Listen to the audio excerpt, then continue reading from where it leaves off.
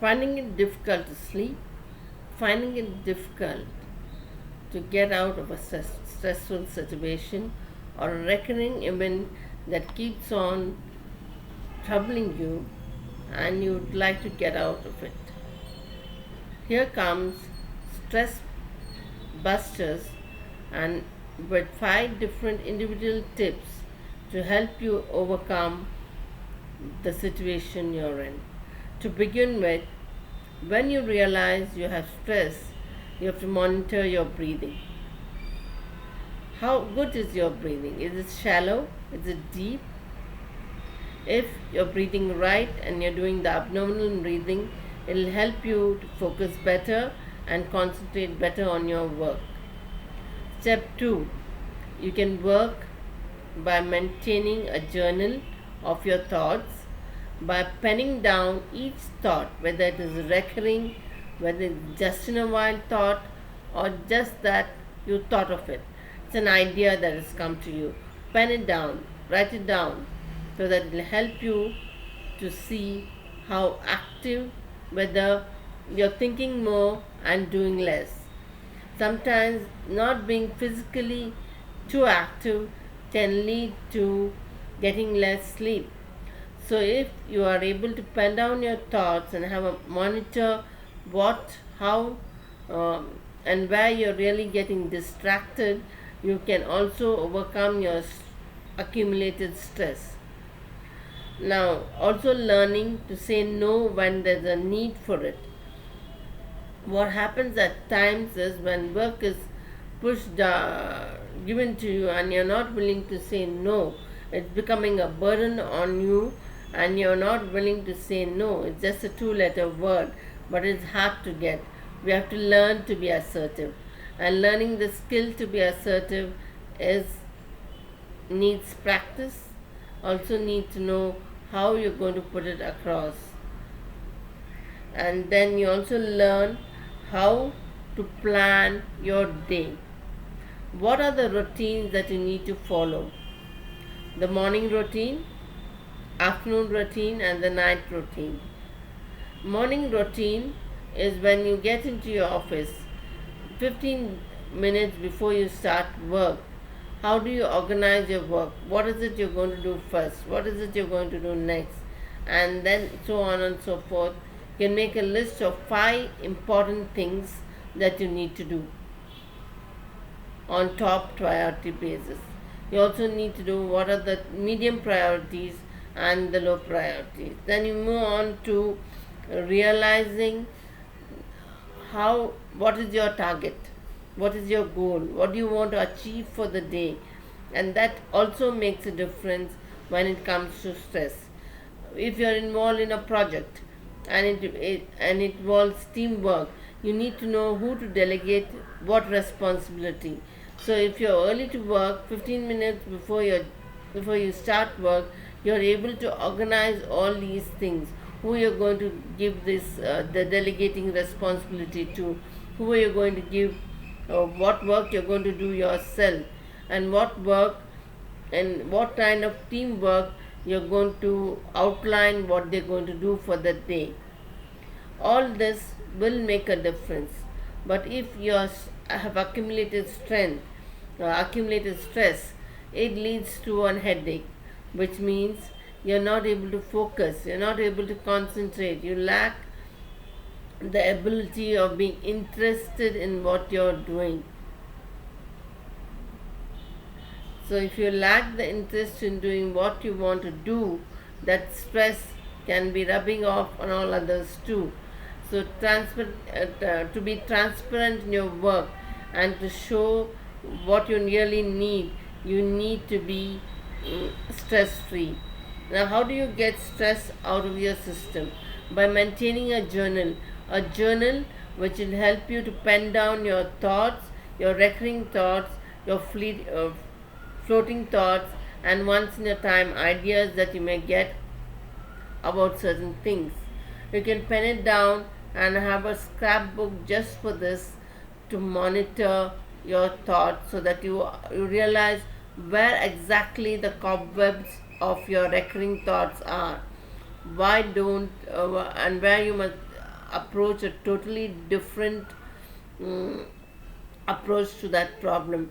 You also learn how to get over your own self doubts when you examine the recurring thoughts and how it is working on you, what effect it is having on you. You realize whether it is positive recurring thoughts or negative recurring, or a thought that is delaying your growth. You can work on all this by changing it into growth thoughts and progressive ideas that can make your routine different. Morning routine has to be very greatly monitored, because when you get up in the morning, if you get up 1 hour early in the morning by 5, you also have to know whether you're having your gratitude journal, your attitude for gratefulness, your morning reading habits, your how you um, do your deep breathing or meditation or prayer. All that comes in your morning routine. And then moving on to into the afternoon, where you take your break, you relax, you mingle with others, you make yourself free, take breaks. Suppose you're working with the computers and you're feeling the eye strain, please take breaks in between. That will help you avoid the eye strain so that you don't get headaches. And then you also have the night routine. Night routine is preparing a list of things to do for the next day, and also monitoring what you've finished for that day, in order so that you can make a better plan what you need to do for the tomorrow, what you need to from where you need to continue. Then yes, most of them at times when we are following a routine which has no plan, no regular monitoring, we are following something where we feel we know what we are doing, we know we are going to work, we are coming back from work. Are we monitoring what we are doing? What is the time value that we have put into for the day, and what is the value that we got? Or are we comfortable saying, I know what I'm doing, I know, but are we sure of what you don't know yet? Do you experiment new ideas? Do you explore new thoughts? Do you explore new friendships? Do you explore being a self-learner? Do you explore being a learner of what you have learned by doing what you have learned? And are you an implementer of new ideas? Are you picking up the reading habit to learn new vocabulary? Are you the one setting big goals, or just like how children love to say, one day hoping to grow up? And then there's also an idea of saying, when you grow up, then we'll look for a job. But not that sort of goal. Big goals are goals where we can build, learn better planning, better organization. We build our leadership, we build our personalities, we also build what we need to know. And all this really helps when we make up a proper mindset, and we know what kinds of habits we really accumulated over the years, where we have to learn, where we have to relearn and undo our habits. And that's where accumulated stress, we need to know how to have a free strategical plan to examine the pros and cons of accumulated stress. Is it a relationship problem? Is it a money problem? Is it a health problem? Is it a career problem? Is it a problem with our habits that we are not willing to correct where we are going wrong? Is it something where we just follow blindly? Do we feel stressful and fear of the unknown, where we are cultivating that habit every day and night, for we are not getting sleep because the fear of the unknown? Are we putting that thought on paper and writing down what is your fear? Write down and put it in a socks and keep it for you in pieces of paper, so that when you take those thoughts out after 10, 15, 20 days, you see how much has really come true, whether your fear was based on sound belief or was it just a wishful thinking or what if sort of feeling, or was it real.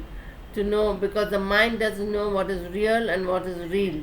And if you're going to constantly tell the mind this is this, the mind will start believing it is so. But let us avoid these things, instead plan out better.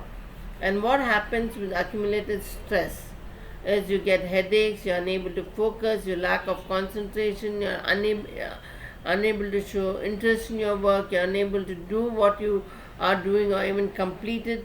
To avoid all that, we need to examine how we can uh, have a proper set of routine. And this set of routine can involve how we wake up in the morning, how we have cultivated the right habit of drinking water. And when we drink water, the correct way of drinking water is to sit and have it in sips of 3, because it avoids putting when you stand and drink water, it puts pressure. It affects the liver and the kidney in the long run, which most of us are not aware of. But when we sit and drink water, it is for our own overall health.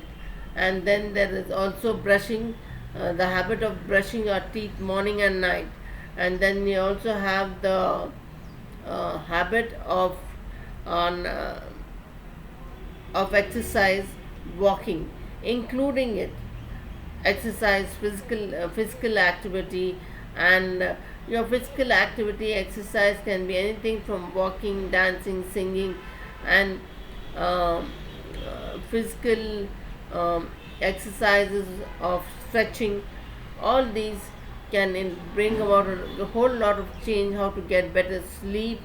And also your afternoon routine. It is said that most people have the habit of sleeping after having a meal, after having their lunch, which is not good. It is always said, after a meal, walk around for 10-15 minutes, so that you not only feel better, you also are not only walking around, you also are mingling with people, individuals around you, that you get to catch up with conversations, you get up to catch up with your quality time with your people around the house. And then you have the night routine,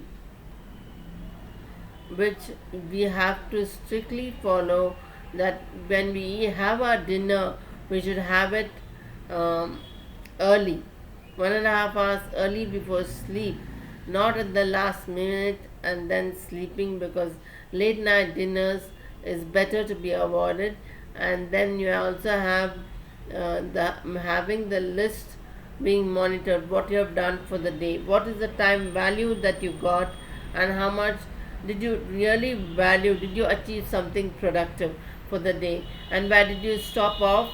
And from where you stopped off, if you can continue to make a list of what you need to do, continue for the next day, and how you're going to go about in your priority list, you can make that list too in the night. And yes, expressing gratefulness, thankfulness, and blessing for all things done, and asking for forgiveness, whether you hurt a person intentionally or unintentionally. Always asking for forgiveness from the Almighty before you go to bed. And this is how we can not only overcome stress, we can also learn how important it is to learn right type of abdominal breathing or deep breathing. Deep breathing also helps to focus and concentrate better. It also helps individual with wheezing. When they deep breathe for 2 to 3 minutes, it helps them to feel better and more relaxed if they have the wheezing problem. It also helps them to overcome the stress they're feeling.